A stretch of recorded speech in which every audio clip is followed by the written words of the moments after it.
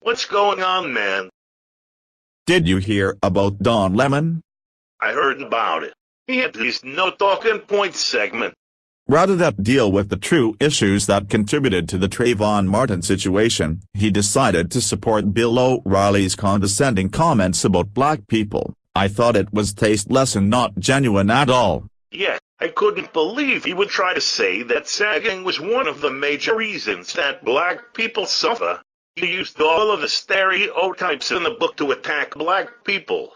I know plenty of brothers who wear a three-piece suit, and they have still faced discrimination and racism.